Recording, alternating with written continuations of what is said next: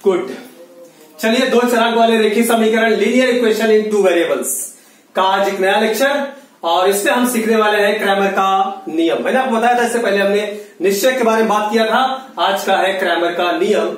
यहां मैं लिख देता हूं क्रैमर का नियम, अर्थात Cramer rule. Cramer rule, Cramer का नियम क्या है, कैसे है? क्रैमर को नियम के समझने के लिए, क्रैमर के नियम को समझने के लिए आपको समझना पड़ेगा निश्चय क्या होता है। निश्चय अर्थात डिटर्मिनेंट्स, और ये पूरा वीडियो मैंने प्रीवियस लेक्चर में बनाए हुए हैं और आपको बहुत बेहतरीन ढंग से बताया था मैंने वहां पर कि किस तरह से निश्चयक आप सॉल्व करेंगे, डिटर्मिनेंट्स को सॉल्व करेंगे। आज का लेक्चर बिल्कुल उसी के ऊपर ही है, उसी का इस्तेमाल करना है कि निश्चयक और डिटर्मिनेंट्स को जो सॉल्व करने का मेथड है उसी का ही इस्तेमाल करना है। उसी का इस्तेमाल करके हम क्रैमर का नियम कैसे सॉल्व करते हैं वो देखेंगे। चलिए बच्चे, यहां पर बहुत सारे एग्जांपल्स मैंने लिखे हुए हैं, और यहां पर सबसे पहले क्रैमर के नियम को हल करने का मेथड, तरीका क्या है वो मैं आपको सिखाता हूं एग्जांपल के जरिए। क्रैमर के नियम को हल करने का तरीका क्या है, मेथड क्या है, वो देखिए इस एग्जांपल के जरिए।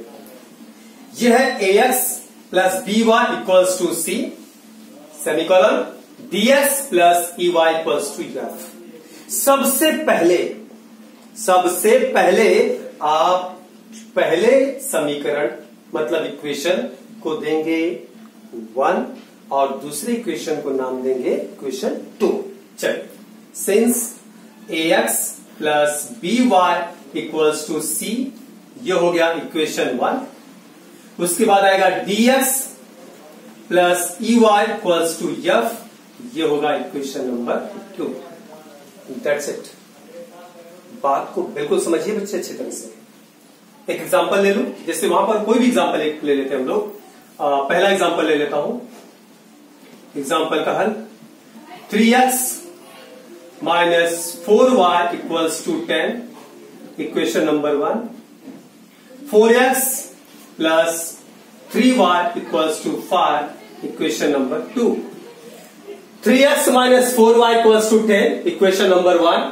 4x plus 3y equals to 5, equation number 2।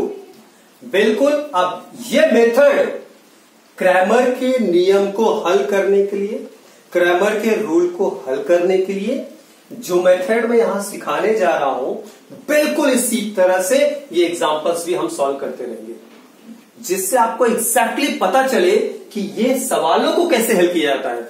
इस नियम के आधार पे इन सम्स को कैसे हल किया जाता है। मैं डायरेक्ट सम्स के माध्यम से भी आपको समझा सकता हूं, लेकिन नहीं, मैं चाहता हूं कि पहले आप इस मेथड को समझें। इस मेथड को एक उदाहरण के आधार पे समझते हुए फिर ये इक्वेशन को सॉल्व करेंगे तो आपका मेथड एकदम बेहतरीन और पक्का हो जाएगा। चलिए, समीकरण 1, समीकरण 2। बेटा मेरे सबसे पहला पॉइंट, फर्स्ट पॉइंट यहां लिखिए, और यहां पर आप फाइंड आउट करिए D, determinant D, capital D is equals to, yes, D को फाइंड आउट करने के, डी का वैल्यू फाइंड आउट करने के लिए, डी का मान निकालने के लिए आपको देखिए ये x और y इन दोनों के गुणांकों को लिखना है। यहां पे x का गुणांक है a और b, y का गुणांक है b और e। दैट्स इट बेटा, यही मेथड है, इसको आपको समझना ही पड़ेगा। इतना सिंपल है। देखिए, d का मान निकालना है तो आपको x का गुणांक लिखना है और y का गुणांक लिखना है। d का मान निकालना है तो x का गुणांक और y का गुणांक। देखिए यहां से अच्छी तरह से, एक बार x और y का गुणांक निकाल लिया तो याद करो, इसके पहले वाले लेक्चर में मैंने आपको इसको हल करना सिखाया था। डिटर्मिनेंट्स अर्थात निश्चय को कैसे हल करते हैं। Let us go for it, that's it. इसको हल कर दीजिए। a का गुणा e में होगा तो ae, माइनस b का गुणा d में होगा तो bd। ये हो गया आपका d का वैल्यू। दैट्स इट बेटा, इसको सॉल्व कर दीजिए, आपको d मिल जाएगा। बिल्कुल इसी तरह से ये एग्जांपल्स को सॉल्व करने वाला यहां पर जरा ध्यान दीजिए। यहां हम लिखते हैं d, फर्स्ट पॉइंट पे d इज इक्वल्स टू, देखिए 3 4 माइनस 4 3, दैट्स इट। 3 4 माइनस 4 3, समझ में आ रहा है? जरा ध्यान दीजिए यहाँ पर, हाँ यहाँ पर ध्यान दो, समझेगा अच्छी तरह से। 3 4 माइनस 4 3। अब इसको सॉल्व करने के लिए मैंने आपको मेथड सिखाया है, इनका मल्टीप्लाई। 3 इंटू 3 माइनस ये -4 इंटू 4, 3 3 जा 9 माइनस माइनस प्लस 4 4 जा 16, 3 3 कर लाओ, माइनस माइनस प्लस हो जाएगा, 4 चौक 16, 16 और 9 क्या हो जाएगा 25। दैट्स इट बेटा, ये वैल्यू हो गया आपका डी का। देख लीजिए सम्स को कैसे सॉल्व करना है। ये देखिए सम्स को कैसे सॉल्व करना है। ये 10 सम्स मैंने यहां पर दिए हुए, कैसे सॉल्व करना है देख लीजिए। समीकरण 1 समीकरण 2, डी का वैल्यू निकालना है। तो डी का वैल्यू मतलब एक्स और वाई का कोएफिशिएंट, उसका गुणांक। एक्स का गुणांक यहां लिख दिया, वाई का गुणांक यहां पर लिख दिया, इन दोनों को क्रॉस मल्टीप्लाई किया, आपको डी का वैल्यू मिल गया। देखिए जैसे मैंने आपको यहां पर मेथड सिखाया था, बिल्कुल इसी तरह से मेरे बच्चे। अब यहां पर आइए हम निकालेंगे dx। यस, dx का वैल्यू निकालने के लिए आपको थोड़ा सा ध्यान देना पड़ेगा। dx, x का वैल्यू निकालने के लिए x का ये जो गुणांक है उसे आप नहीं लिखेंगे। x का वैल्यू निकालने के लिए x का गुणांक यहां पर, ये स्थान x का है, ये स्थान y का है। यहां पर आप x का गुणांक नहीं लिखेंगे। x का वैल्यू निकालने के लिए x का गुणांक नहीं लिखेंगे, y का लिखेंगे। y का है b और e, हम लिख देते हैं b और e, कोई प्रॉब्लम नहीं। लेकिन x का गुणांक नहीं लिखेंगे तो यहां पर क्या लिखेंगे? दैट्स इट, ये लास्ट वाला, ये जो कांस्टेंट है इसको आप लिख दीजिए c और f, c और f लिख दीजिए। यस बेटा, और एक बार ये हो गया, मतलब अगर आप यस फाइंड आउट करने जा रहे हैं तो उसका गुणांक नहीं लिखना, उसकी जगह पे ये जो दाहिनी तरफ राइट हैंड साइड में जो वैल्यू रहेगा ना, ये गुणांक आप लिखिएगा। इसको आप बेहतरीन ढंग से याद रखिएगा। चलिए बेटा, अब इसको सॉल्व करते हैं। तो सॉल्व करना निश्चय आपको आता है। सी का गुणा ई में सी माइनस बी का गुणा एफ में बी एफ, ये हो जाएगा आपका dx। दैट्स इट बच्चे, dx का वैल्यू निकल गया। बिल्कुल इसी तरह से यहां पर देखिए, यहां हम dx का वैल्यू निकालने जा रहे हैं।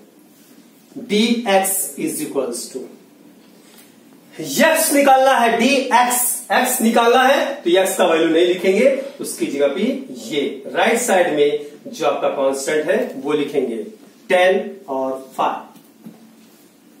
यस, ये जो संख्या है यहां पर दाईं तरफ वो लिखेंगे आप। 10 और 5 लिख दिया। y का गुणांक y की जगह पे लिख दीजिए -4 और ये 3। दैट्स इट बेटा। और इसको हल करते हैं, हल करना आपको आता है 3 गुणा। 10 का गुणा 3 में 10 इंटू 3 माइनस ये है -4 इंटू 5, तो 10 दिया 30, 10 3 जा 30, माइनस माइनस प्लस 5 4 जा 5 20, 30 और 20 क्या हो जाता है 50। दैट्स इट बेटा, ये हो गया वैल्यू आपका dx। dx का वैल्यू d निकल गया, dx निकल गया। अब अगला point, that's it, dy। Third point आपका है dy इक्वल्स टू सी बेटा, dy इक्वल्स टू क्या है dy? Let's go for it. मेरे बच्चे जरा ध्यान दीजिएगा। यस, हाँ, y निकालना है, dy बिल्कुल इसी तरह से dx निकालना था तो x का वैल्यू हमने नहीं लिखा, dy निकालना है तो y का वैल्यू हम नहीं लिखेंगे। याद रखिएगा, x निकालना था तो हमने x का वैल्यू नहीं लिखा, यहां पर x का वैल्यू नहीं लिखा। अभी dy निकालना है ना तो y का वैल्यू नहीं लिखेंगे, तो x का वैल्यू लिख देते हैं a और d। वैल्यू मतलब उसका कोएफिशिएंट, गुणांक। तो x का गुणांक a और d लिख दिया हमने। y, dy निकालना हो तो y का गुणांक, y का कोएफिशिएंट हम नहीं लिखेंगे। जब हम इसको नहीं लिखेंगे उसकी जगह क्या लिखेंगे? यस, दाहिनी तरफ cf। एकदम सिंपल बच्चे। d के लिए x और y का गुणांक, dx के लिए x नहीं लिखना है, x की जगह पे दाहिनी तरफ जो रहेगा वो लिखना है y का गुणांक। dy के लिए y नहीं लिखना है, जो दाहिनी तरफ रहेगा वो लिखना है x का गुणांक। That's it. फिर से वही 3 गुणा a का गुणा f में af माइनस c का गुणा d में cd, ये हो गया आपका dy। दैट्स इट मेरे बच्चे, यहां पर आ गया dy equals to af minus cd। बिल्कुल इसी तरह से यहां पर third point, yes, third point आप dy निकालिए। dy इक्वल्स टू, तो x का वैल्यू लिखेंगे हम 3, 4, y का वैल्यू नहीं लिखेंगे, y की जगह आएगा 10 और 5। यस मेरे बच्चे, इनका cross multiply 3 into 5 minus 10 into 4, 3 5 जा 15 माइनस 10 4 जा 40, 10 चौक 40। यस देखिए फिर से आप समझिए, इस dy को हमने क्या किया, dy के लिए क्या किया था हमने, y का वैल्यू नहीं लिखना है, तो y की जगह पे जो दाहिनी तरफ है उसको लिखना है 10 और 5। x की वैल्यू जो था वो हमने लिखा x का वैल्यू। अब हम क्या करेंगे, यहां पर तिरे गुणा करेंगे, 3 5 15 माइनस 5 चौक 20, घटाएंगे इसमें। देखिए 10 में से 5 घटेगा तो क्या आएगा, यहां पर 5, यहां 3 बच गया, 3 में से 1 घटेगा तो क्या आएगा, यहां पर 2। ये वैल्यू आपको समझ में आना चाहिए। देखिए हो सकता है कि आपको थोड़ा नीचे जा रहा हो, दिखाई न देता हो, आप ये जरूर समझिएगा, 3 5 15 माइनस 10 सौ क्या होता है 40। तो अब 15 में से 40 क्या घटाएंगे तो क्या आएगा 25। देखिए 10 में से 5 घटेगा तो क्या आएगा, आपको मालूम है ना, मैं यहां लिख देता हूं ना, माइनस 40 धन 15, 10 में से 5 घटेगा तो 5, 3 में से घटेगा तो आएगा 2, 40 बड़ा चिन्ह किसका आएगा, माइनस 25 का। अर्थात dy का वैल्यू जो आएगा वो माइनस 25। दैट्स इट मेरे बच्चे, dy का वैल्यू आया माइनस 25। जरा समझिए, 3 5 15 माइनस 10 चौक 40, तो 15 में 40 घटाएंगे तो माइनस 25, यहां लिखा मैंने, यहां पर लिख दीजिए। तो हमारे पास हो गया वैल्यू d का, dx का, और यहां पर आ गया dy का। d का वैल्यू है, dx का वैल्यू है, dy का वैल्यू है। मेरे बच्चे आप यहां ध्यान दीजिए, यही शुरू होता है क्रैमर का नियम। यहां लिखेंगे हम लोग क्रैमर के नियमानुसार, क्रैमर के नियमानुसार, क्रैमर के नियम के आधार पर। बात को बहुत अच्छी तरह समझिएगा, यहां पर फॉर्मूला डेवलप होता है। फॉर्मूला है, 2 फॉर्मूले हैं। पहला फॉर्मूला x का वैल्यू फाइंड आउट करना है, x का, x इज इक्वल्स टू, तो यहां पर फॉर्मूला आता है, सूत्र है, x इक्वल्स टू होता है dx upon d, that's it, dx upon d। उसके नीचे लिखूंगा, शायद आपको दिखाई नहीं देगा इसलिए मैं आगे लिख देता हूं। Second point, y equals to dy upon d, that's it बच्चे। 2 फॉर्मूला, पहला x equals to dx upon d, नीचे लिखने का y equals to dy upon d। बिल्कुल इन्हीं दोनों फॉर्मूले के आधार पे हम उसका वैल्यू यानी x और y का वैल्यू यहां फाइंड आउट करने जा रहे हैं। यहां पर क्रैमर के नियमानुसार, in English you have to write by Cramer rule, Cramer के नियमानुसार अर्थात by Cramer rule. x equals to dx upon d, first point, y equals to dy upon d। यहां हम लिखेंगे सेम पॉइंट बेटा, क्रैमर के नियमानुसार, क्रैमर के नियमानुसार, बाय क्रैमर रूल। क्या first point, x equals to dx upon d। तो dx का वैल्यू एक्चुअली में मुझे नीचे करना चाहिए ऐसा, फिर dx फिर अपॉन d, क्या है थोड़ा सा, लेकिन क्या नीचे दिखाई कम देगा, इसलिए मैं इसको आगे कर देता हूं। आप समझिएगा अच्छी तरह से, आगे लिख दे रहा हूं, आप ऐसा नीचे नीचे करते जाइएगा, तो सिस्टमैटिक प्रेजेंटेशन परफेक्ट होता है। जब आप सम्स को सॉल्व करें तो परफेक्ट प्रेजेंटेशन से करें, कुछ भी झागा मागा जो मर्जी में आए वैसा नहीं करें, एकदम properly systematic, first sum, first point, second point, third point, एकदम रूल बाय रूल, एकदम परफेक्ट वे में दिखना चाहिए, व्यवस्थित सिस्टमैटिक वे में उसको कीजिएगा। First point x equals to dx upon d, उसके नीचे लिखिएगा, क्योंकि यहां पर जगह नहीं इसलिए मैं आगे लिख रहा हूं, इक्वल्स टू dx का वैल्यू क्या है, ये मैंने आपको बता दिया पूरा नियम, x equals to dx upon d, y equals to dy upon d।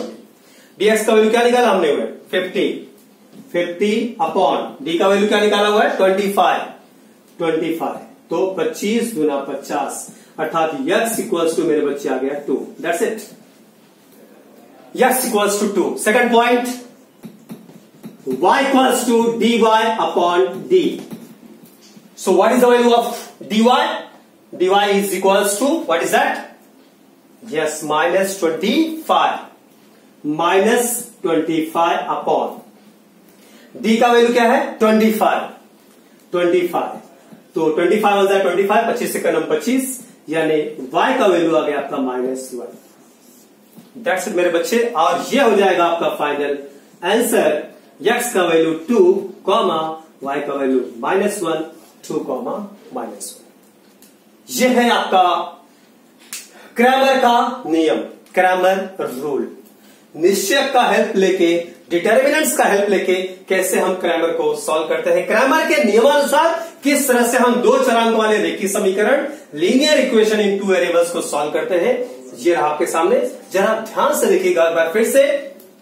सबसे पहले जो दो समीकरण दिए होंगे उसमें से हमें d का वैल्यू निकालना है. d का वैल्यू मतलब a मतलब x का वैल्यू और y का वैल्यू. वैल्यू जब मैं कहूं ना तो आप समझिए कोएफिशिएंट. क्या समझेंगे आप? कोएफिशिएंट. x का कोएफिशिएंट है a और d, y का कोएफिशिएंट है b और e, यानी गुणांक उसका. तो x और y का गुणांक लिखेंगे, फिर ये गुणा करेंगे, d निकलेगा. dx का वैल्यू निकालने जाएंगे जब भी आप dx का वैल्यू निकालेंगे तो याद रखिएगा x का वैल्यू आपको नहीं लिखना है. x का वैल्यू आपको नहीं लिखना है. उस x की जगह पे ये दाहिनी तरफ राइट हैंड साइड में जो वैल्यू है उसे लिखना है. y का वैल्यू इसकी जगह पे तिर्यक गुणा dx मिल जाएगा. dy के लिए y का वैल्यू नहीं लिखना है, x का लिखना है. यानी अगर हम dx निकालेंगे, जो निकालेंगे ना dx, x निकाल रहा हूं ना तो उसका वैल्यू नहीं लिखना है. dy निकाल रहा हूं तो y का वैल्यू नहीं लिखना, उसकी जगह पे क्या आएगा? cf, यानी जो दाहिनी तरफ रहेगा वो आएगा. फिर तिर्यक गुणा dx निकाला, dy निकाला. क्रैमर के नियमानुसार x equals to dx upon d, y equals to dy upon d. इस नियम के आधार पे हम सवालों को हल करेंगे. यहां पर फाइनल आंसर मिल जाएगा. एक एग्जांपल के जरिए मैंने आपको यहां पर समझा भी दिया है कि किस तरह से आप ये उदाहरण सॉल्व करेंगे. देखिए समीकरण 1, समीकरण 2, d का वैल्यू मैंने निकाला, x और y का गुणांक लिखा, तिर्यक गुणा किया, निकल गया. dx का वैल्यू हमने निकाला, यहां पर x का वैल्यू नहीं लिखा हमने, दाहिनी तरफ tan phi लिखा, उसके बाद तिर्यक गुणा किया, dx का वैल्यू निकला. y का वैल्यू हमने यहां पर dy का वैल्यू निकाला तो y का यहां पर गुणांक हमने नहीं लिखा, x का लिखा और दाहिनी तरफ लिखा, तिर्यक गुणा किया, हमें dy मिल गया. क्रैमर के नियमानुसार x equals to dx upon d और y equals to dy upon d. इस तरह से हमने क्या किया, जो है कि क्रैमर का नियम कंप्लीट किया. अगले लेक्चर में, अभी तो मैंने सिर्फ एग्जांपल्स के जरिए समझाया, अगले लेक्चर में देखिए यहां पर एक सवाल बटे में भी है और देखिए मैंने इसको दाहिनी तरफ भेजा हुआ है. तो आप दाहिनी तरफ वाले जो सम्स है ना, ये आप इस रूप में लेके आइएगा. हाँ, इस रूप में लेके आइएगा. जो सम्स मैंने इस तरह से किए हुए हैं ना, देखिए 3x equals to 2y plus 7, तो 2y इस तरफ गया ना, उसको दाहिनी तरफ लेके आइएगा. इसको दाहिनी तरफ से मतलब राइट हैंड साइड से आप उसको लेफ्ट हैंड साइड लेके आइएगा, दाहिनी तरफ से बाई तरफ लेके आइएगा. आपको इस रूप में समीकरण को बनाना है. इतना याद रखिएगा, x और y एक तरफ, संख्या एक तरफ, x y एक तरफ, संख्या एक तरफ. इसके ऊपर एक्चुअली मैं नेक्स्ट लेक्चर में चर्चा करूंगा इसके ऊपर, यही क्रैमर के नियम के ऊपर. आपको फिलहाल सॉल्व 101%, 500% आप 100% पूरे सम सॉल्व कर लेंगे. अगर कहीं इक्का दुक्का बचता है तो वो यहां वहां बदली करने में हो सकता है, left to right, right to left, थोड़ा 19-20 आप हो सकता है. लेकिन मैं कहूंगा अगर आपका वो बेसिक्स क्लियर है 100% कोई प्रॉब्लम नहीं. x y एक तरफ, संख्या एक तरफ रखिएगा, सम आपका पूरा क्लियर हो जाएगा. इस बात का विशेष रूप से केयर करिएगा और इस तरह से आपका क्रैमर का नियम 100% पूरा हो जाएगा. तो आप पूरे होमवर्क करिए और अच्छे से करिए, बढ़िया से करिए. बेस्ट ऑफ लक, अच्छे करिए. धन्यवाद, बहुत बहुत शुक्रिया आपका. जय हिंद, जय महाराष्ट्र.